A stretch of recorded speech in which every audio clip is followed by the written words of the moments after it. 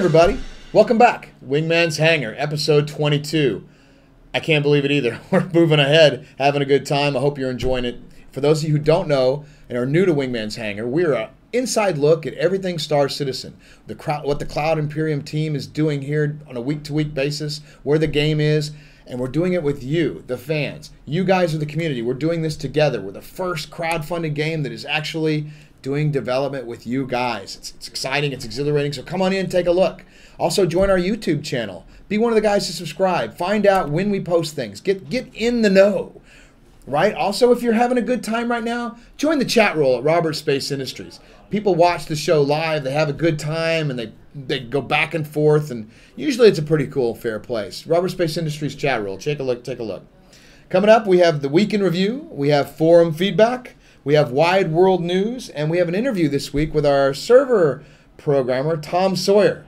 And it's not about painting white picket fence on the Mississippi River.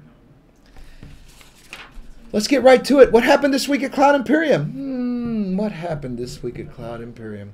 A lot, actually. We have a new team member, Chelsea Ann Day. She's going to be helping Sandy with concierge out in the Santa Monica office. And Ron LaJoy also joined us this week. He's our new project manager. He's going to keep us in line, keep us marching forward, making sure that we're hitting our dates and getting the Hangar app, the dogfighting app, and any other kind of module that we're going to put out there for you. He's going to be the one in charge of that. So we'll meet him in a later episode.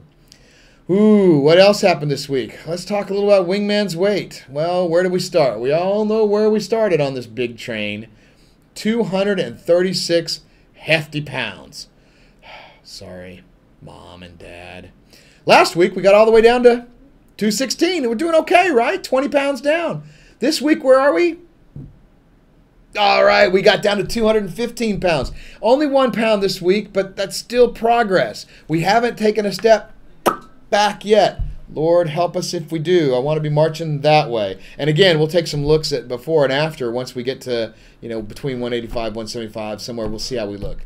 By the way, I really appreciate, you guys are like my own support group. I really appreciate all the letters and thoughts and PMs and everything that they're encouraging me on. Thanks a lot. I might just post in the forums about what exactly I'm eating or doing to kind of help you guys. It's really not that hard. I'm actually just cutting out breads, pasta, sugars, and no sodas. So, no sodas. Death to the sodas. I know, I miss them too. We have a very, very important thing going on this week also. Pete Mackay, our own weather wizard, is doing something really, really cool with the Make-A-Wish Foundation for Children. Take a look at this. Not long from now, our very own Peter Mackay is going to jump off the side of this building. Now, I'm here right now to ask him what would possess him to do such a thing. Peter, what would possess you to jump off the side of a building? Well, actually, I'll be rappelling off the side of the building for the Make-A-Wish Foundation. Make-A-Wish. Now, what do they do? Make-A-Wish Foundation, they make the wishes of terminally ill children come true. Oh, that's pretty fantastic. How do they go about doing that? What do kids get to wish? So, they can either be somebody, like some kids will be like a superhero for the day. They might get to meet, a favorite actor or, sports celebrity. Or, sometimes they will in turn gift their wish to someone else. Wow, so what are you going to be doing exactly? So basically, to help fundraise for the Make-A-Wish Foundation, I will be rappelling off the side of this. So I'm trying to raise about $1,500 and to get the opportunity to do that. So for $1,500, you get to jump off the side of a building. Right. What happens if you raise more than your goal? Well, if I raise multiples of $1,500, other members of the Cloud Imperium team get the opportunity to do it as well. So you're going to sucker someone else to jump off the side of the building too? Right. How about you? Me? Yeah. Yeah. You want me to jump off the side of that building? Come on. It's going to be fun. So for $3,000, I'll jump off the side of the building too. Is that what you're asking me to? Yep. Okay. All right. For $3,000, I'll jump off the side of the building with you. Awesome. And so there you have it. Peter is going to jump off the side of the building for the Make-A-Wish Foundation. And should he raise enough funds, he's going to drag me over the edge with it.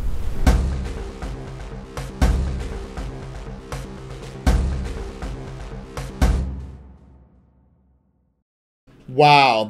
Honestly, that is an amazing thing that Pete's going to do and possibly Mike too. We're not asking necessarily for anybody to donate anything, but if you feel encouraged and you want to help Pete climb down the building and get Michael doing it too, Señor Microfono, then go ahead and donate, and we'll put a link up here that'll show where you can go donate to that cause. It's a worthy cause, and we're proud of Peter for having that kind of heart. Personally, I'd be scared chicken shootless on that. So big ups to both of them for volunteering to do that. Also, we got a visit last week at the LA office. The Black Widow Company platoon showed up and had a look around. 1, 2, 1, 1.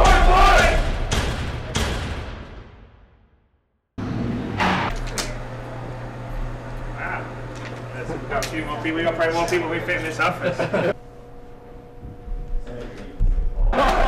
We could, well, not, how about just EWC? Uno, dos, tres. And shot! Present arms! Order arms! Wow, that's actually the best first run. One, two, Wow, amazing. Continued support like that, it just makes us feel incredible, and we really love doing this for you guys. Also, we want to give a little update on the mocap studio production. We're charging along, trying to get to that 10 million before the website happens. And oh, look who's here. Bryan Brewer, our lead animator. How you doing, bud? Doing good, doing good. Now, you've had some pretty good guests in town this week. What's going on? What happened? What's in town? What's going on? The Optitrack guys came in and talked to us about their cameras, their software, and their pipeline.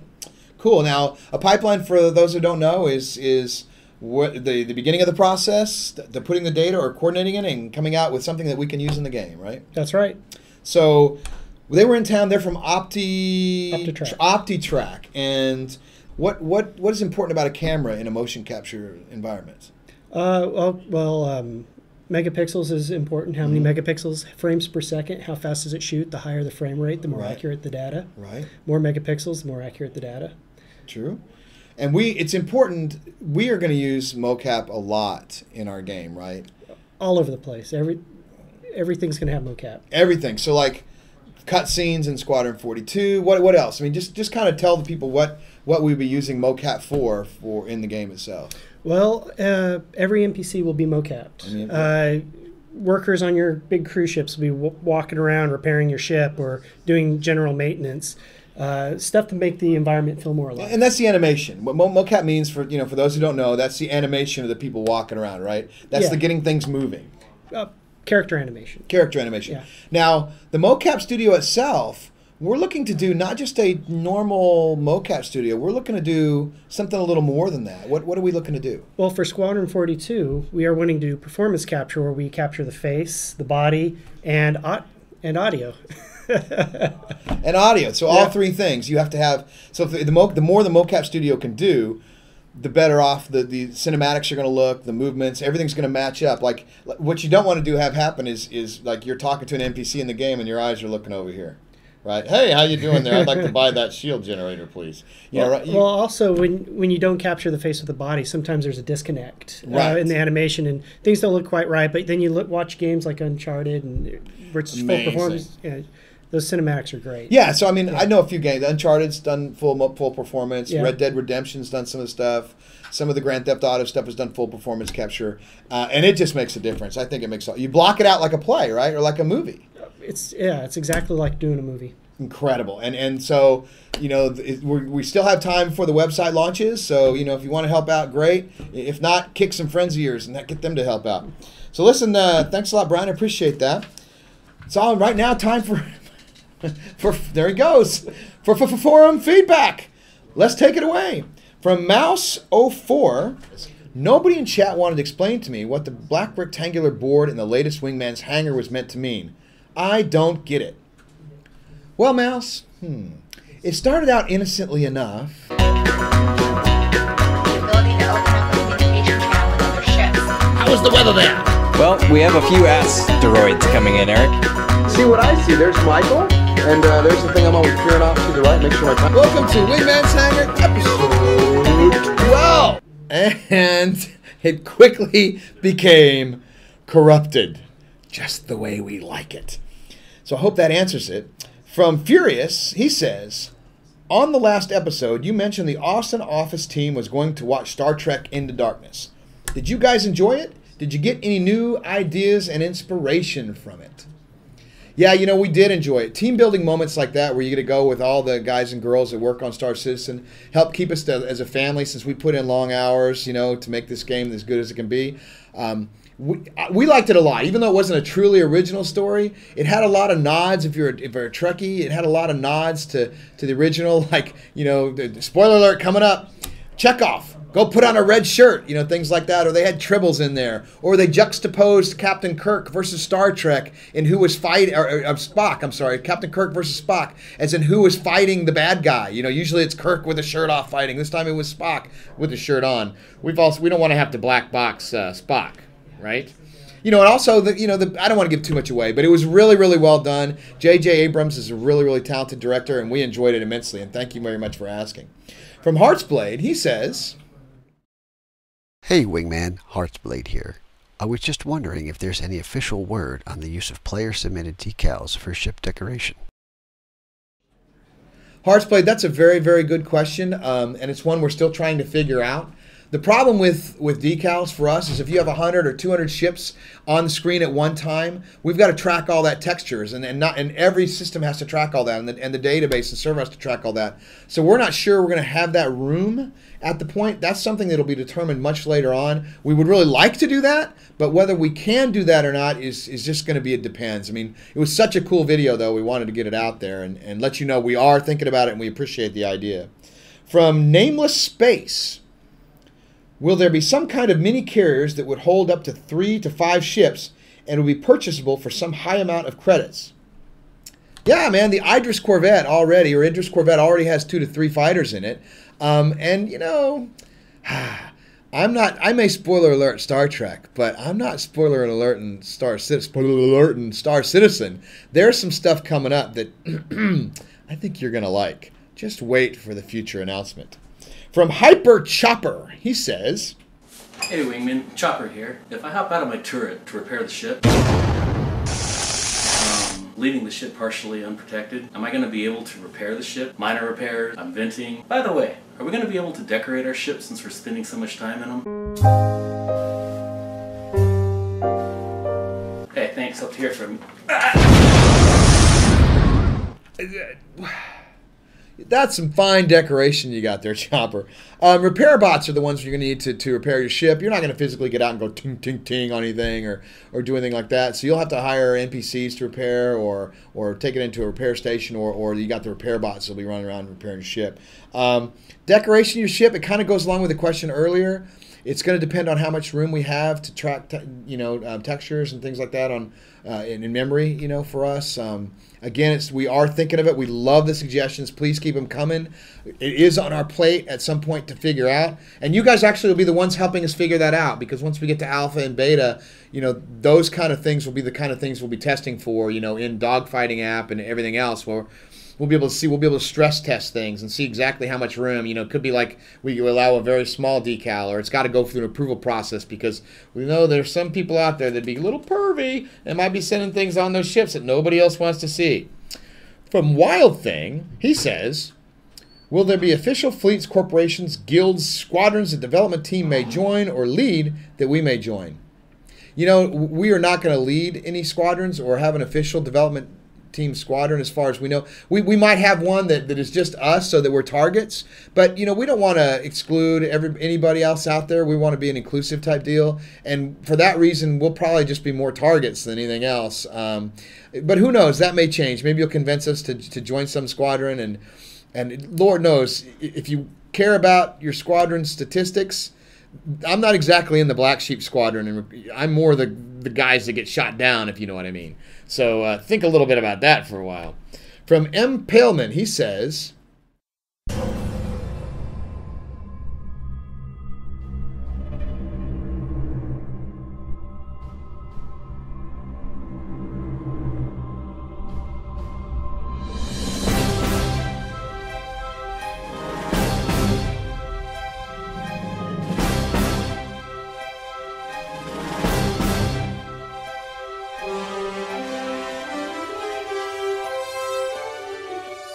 Active and ready. Checking algorithms. All systems running optimally at maximum capacity. Current status. Extremely bored with nothing important to do. Dear Wingman, the Star Citizen universe is sure exciting, but sometimes you have to wait for your friends, guild members, or in my case the delivery service. Will there be onboard entertainment or mini games to kill the time? Because I sure could use a good hack right now. The well-engaging self-stimulation program. Theme out.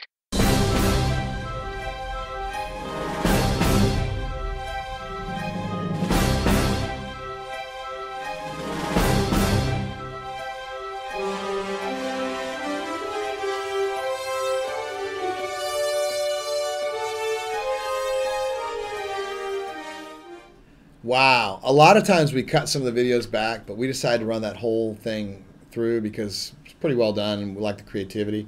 The answer to that is, yeah, we're going to have some mini games. What they are, we don't really want to announce. You know, we know we're going to have some sort of racing and some sort of timing event, some sort of gambling, some sort of jousting. There's a lot of different things we're putting in there for just things to do in space or things to do in the universe.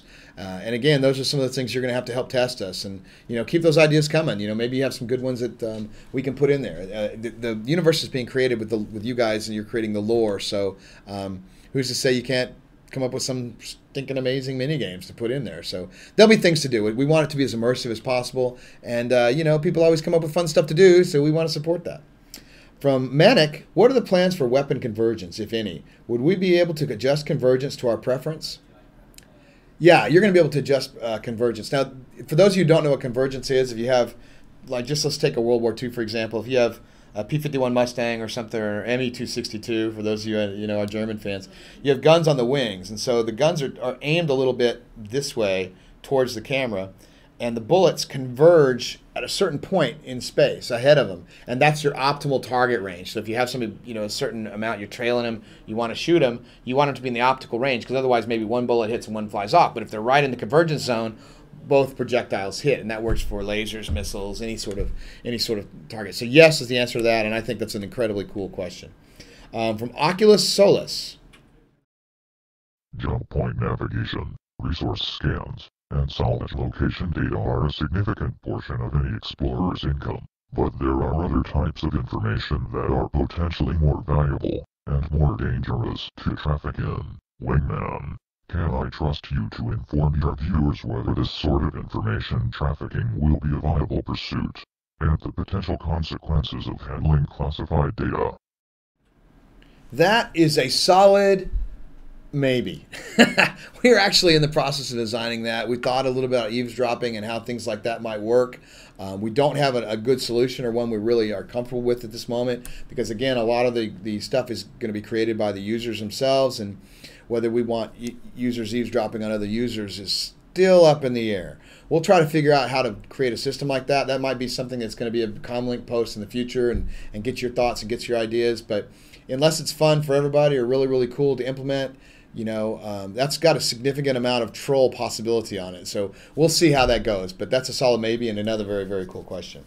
From Singer, they say, the preview of the Hangar module is so good. What is the plan with storage access to larger player ships that won't fit in the hangar?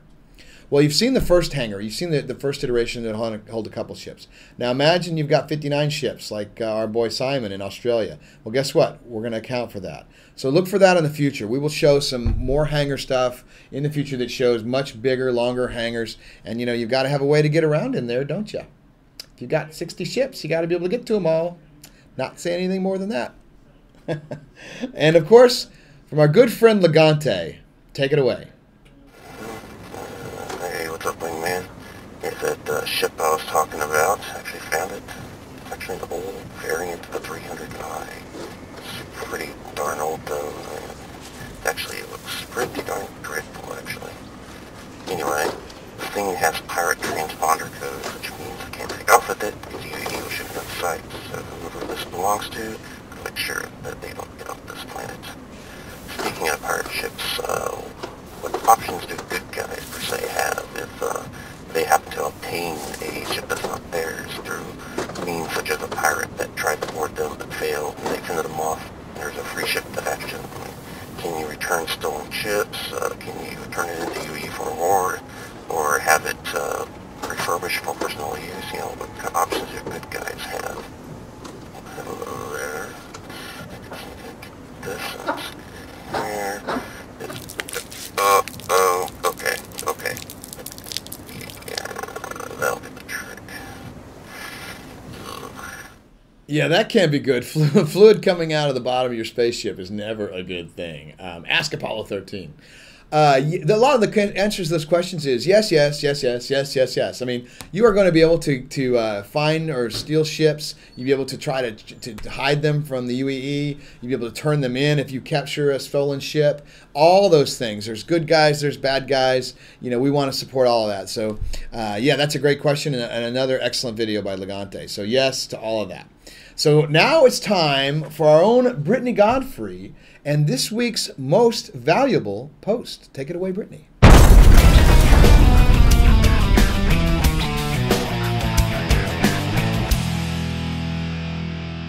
Thanks, Eric. Before we get to this week's MVP, we want to give a little tip of the hat to our fan contributor, Pleasure. Pleasure not only sent us this cool cap, but he also designed the Star Citizen logo that you've grown to know and love. Thanks, Pleasure. Hats off or on to you. And this week's MVP comes from Grim Death, who is one of the first citizens to receive his Star Citizen card. So he started a thread so that others can report when they've received their cards. The thread keeps on growing as cards are still being shipped out. Stay tuned to Comlink for updates when all cards and t-shirts have been shipped. Thanks, Grim Death. You made the most valuable post. Back to you, Eric. Thanks, Brittany. That's amazing. And I have to also echo her sentiments. Pleasure has done some amazing things on his own time. Like this logo back here. That is all Pleasure. He created all of that himself. He's done some pirate hats, which are really good. Some dog tags. So Pleasure, we love you, baby. Keep that good stuff coming. He's a heck of an artist, too. Maybe we can use him to get some story-based art around some of our stories from Dave Haddock. Who knows? Pleasure, you're amazing. So now it's time for the Wide World News.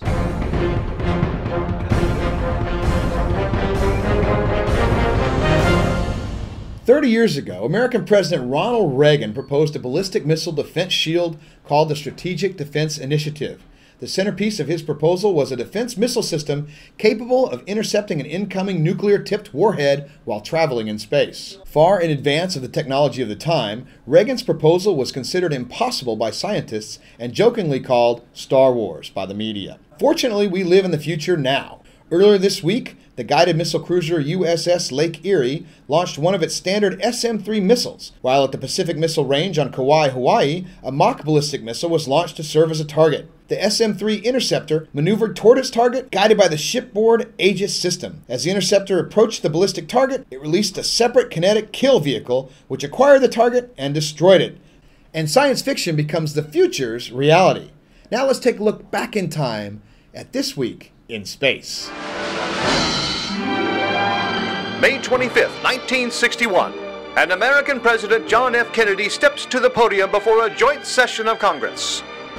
I believe that this nation should commit itself to achieving the goal, before this decade is out, of landing a man on the moon and returning him safely to the earth. And thus begins America's race to the ultimate high ground. But political and public support for such a costly endeavor is far from a sure thing.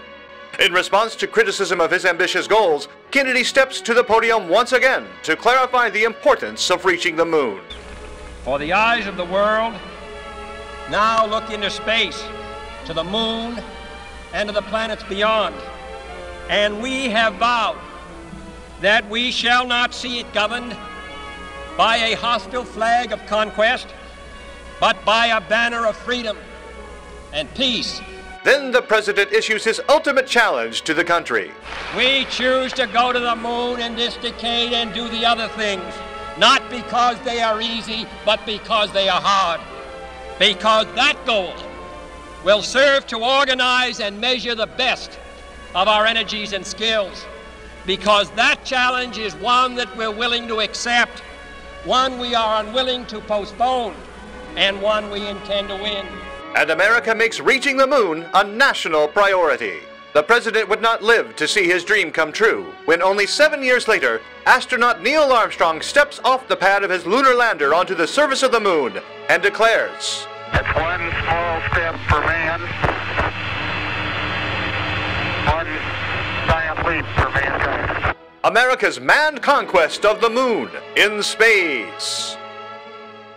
And further from our home, our very own weekly weather wizard, Peter Mackay, is on Armitage. Peter, how's the weather there? It's utterly depressing here, Eric.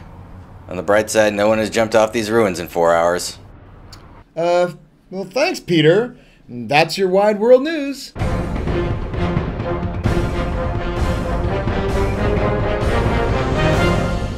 And now, baby, a little existential break with our own Mark Skelton.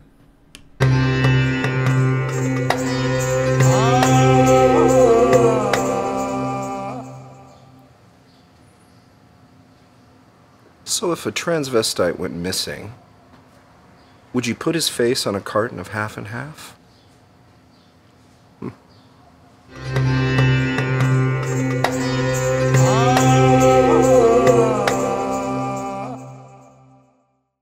If you have a hazy thought, be sure to post it in this forum thread right here.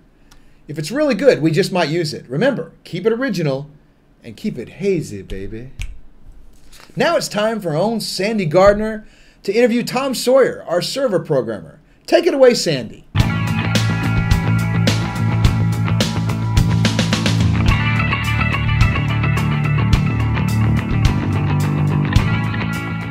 Can you introduce yourself? Yeah, hi, I'm Tom Sawyer. I'm a network programmer with Cloud Imperium. And what does that involve, being a network programmer? A network programmer, programs, the multiplayer aspect of the game. When it comes to like distributed physics and shooting guns and making sure they're all synced up, on the network. Those are, things I'm responsible for. So how did you come to Cloud Imperium? I was with, Starhawk, with the Lightbox team. And after Starhawk, I was with the PlayStation All-Stars Battle Royale project, that Santa Monica and Lightbox were working on, together. And then just this opportunity came up. I got a phone call from Eric Peterson saying, "Hey, there's a bunch of people from Lightbox coming to the studio," and so I had to check it out. And I'm assuming you've heard of Chris Roberts before. Absolutely. Have you played any of his games before? The story I have with a Chris Roberts game is that my brother got a 286 a long time ago, and I was so excited to install this new game I just purchased, and it was Wing Commander 2. And I asked my brother, "Hey, can I play Wing Commander 2 on your computer?" And he was going out of town, and he said, "As long as you don't mess it up." Well, sure enough, I put the discs in and had to mess around with some files called autoexec.whatever and bat files, and I screwed it up. And so I had 2 days to learn how to fix his computer and make the game work. And so my whole career is based on those 2 days, because if I didn't get that computer working again, I would have been in big trouble. That's a really cool story. Okay, I'm here with Tom Sawyer. He's a network programmer. And here he is. Tom, you right with us? How you doing? Doing fantastic. How are you doing, Wingman? I'm doing great. I'm doing great. Thanks for asking. By the way, you're making me look chubby here, and we are on a losing regiment. So Tom is actually really skinny, which is motivating for the rest of us. Well, I used to be 30 pounds heavier, so me too. Well, you're looking good. I cannot wait to get the DVD set of the Wingman's Hangar. DVD and set. There's going to be like episode 1 to 1 year later, and you're going to see episode 1 to 50 pounds. Go, dude. So you're looking good, man. You're looking good. The key is thank you. The key is to go this way and then not back this way. Yeah, that's the trick. So listen, why don't you tell everybody what you do? What are you doing here? Well, I'm a server programmer and a network programmer too. But I'm creating the initial backend infrastructure for the Universe cluster, and what that does is it coordinates all the dedicated servers, so that when you log in, you got this sharder that's going to place you around to the world and things like that. So a sharder. Well, something that's going to... That's not something you do in your shorts when you think you're going to do something else, right? Oh, it's a server sharder. Yeah. Why don't you tell people what that is? Well, basically, we got a universe manager that keeps track of where everybody is in the universe. That's right. We got business rules, matchmaking services that are going to group people together, shard them together, right, and direct them to go to different dedicated servers so that you kind of have this experience with a group of people. But when it's decided that you need to kind of move on, whether if you left that space or you did something, it does a logical transition. It goes from one dedicated server to the next, and you're trying to do it in a seamless fashion so it's transparent to the end user. So yeah, that's a lot. I mean, and you know what? Honestly, that's very crucial to our game, because that seamless and transparent to the end user is the tough part. And we have to know, stress test wise, how many users we can have in one instance or in one area, right? Absolutely. And that's going to be something that they're going to help us with. Absolutely. So if it's not very good, it's pretty much their fault, right? It's his fault. Anyway, so listen, you were in San Diego before here. What did you do in San Diego? Tell us a little bit about that. I was with Sony Computer Entertainment America for 9 years. Sony? I was with the Online Technology Group. So, okay. What I did was... were you the reason they got hacked? No, that was PSN Services. Okay. Not the PlayStation. Okay, just checking. Group. So, but I worked with a lot of games. We created a server infrastructure and client libraries for creating network games, and our technology was used in 126 games. That's incredible. That's for incredible. PS2, PS3, the Vita, PSP. Wow. A lot of first-party and second-party studios. So I just had the opportunity to work with a lot of studios. And that's actually really good for us, because you've learned things that do work well and things that don't work well, so you can avoid repeating some of those mistakes here. But you also, what else did you do though? You're a surfer, right? Well, yeah, that's one of the reasons I wanted to move to San Diego was to learn how to surf. I'm originally from Kansas City, so you look to... Not a lot of surfing in Kansas There's not City. a whole lot of surfing. No. So when you look at San Diego, it's like, man, this has got some great weather. It does. I mean, it's incredible weather in San Diego. Yeah, and Kansas is kind of known for tornadoes and the Wizard of Oz and things like that. So I'm trying to escape that. Right. Well, you're definitely not going to have that here. You definitely know that they're not going to have at least the snow won't be here.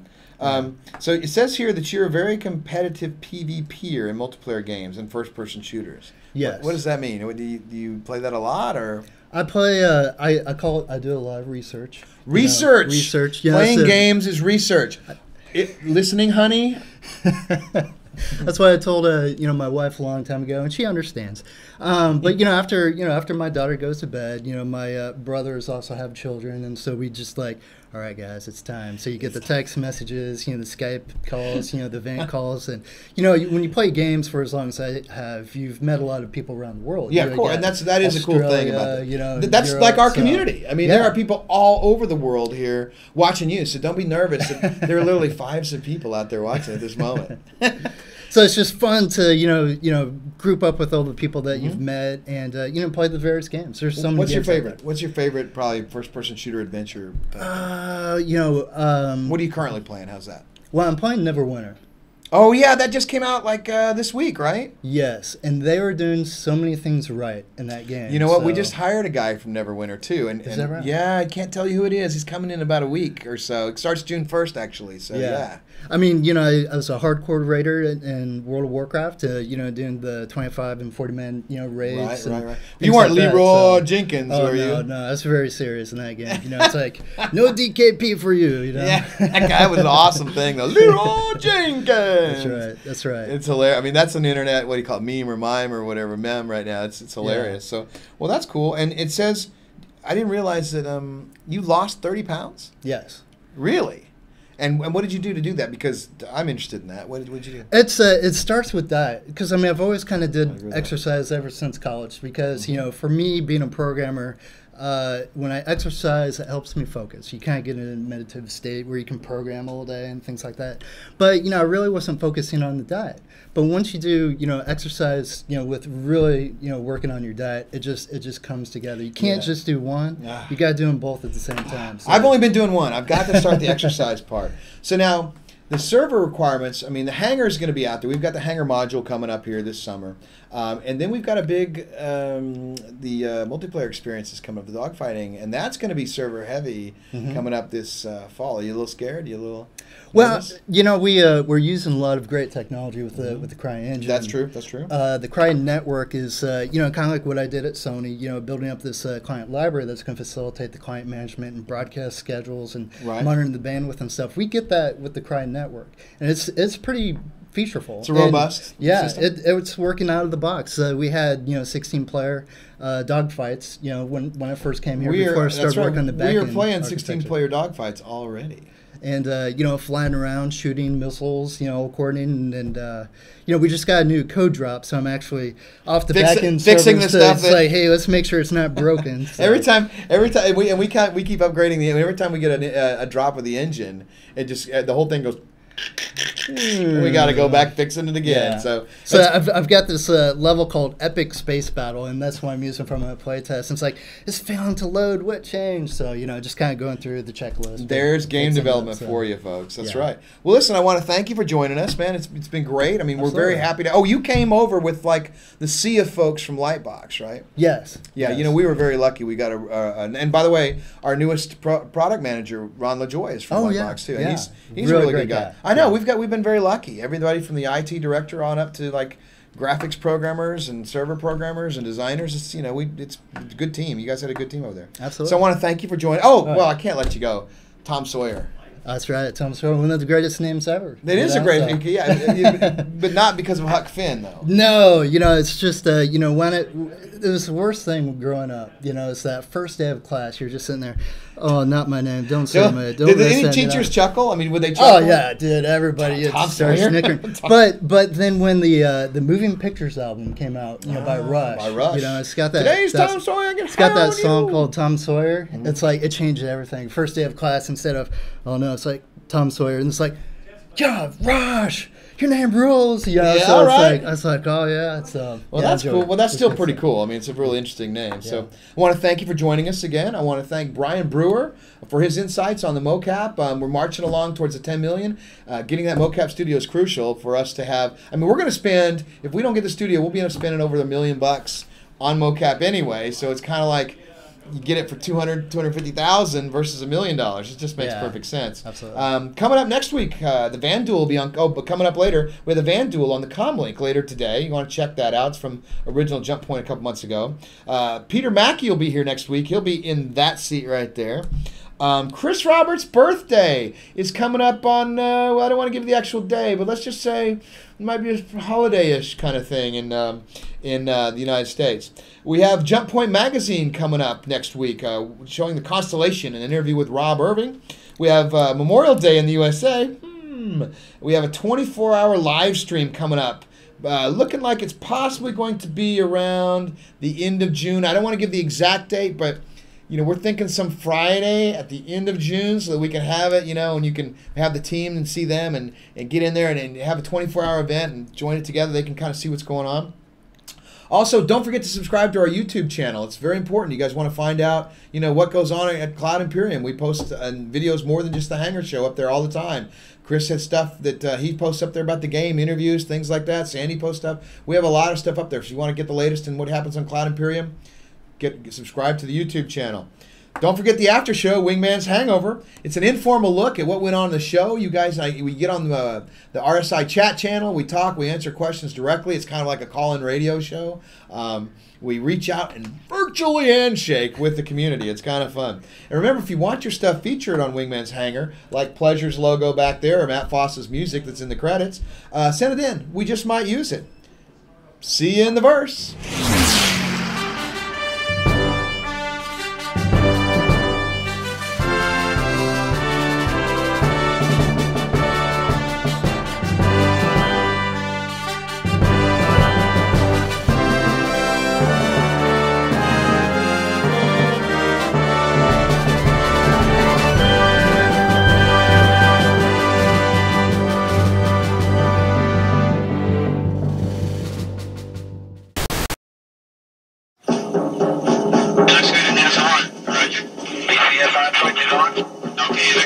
Rocket arm switch is on. Here comes the throttle. Circuit breaker's in. We have separation. Inboard and outboard, they're on. We're coming forward with the side stick. Oh, looks good. Roger. I've got a blowout. Day for 3. Get your pitch to 0. Flight comm, I can't hold it. She's breaking up. She's breaking.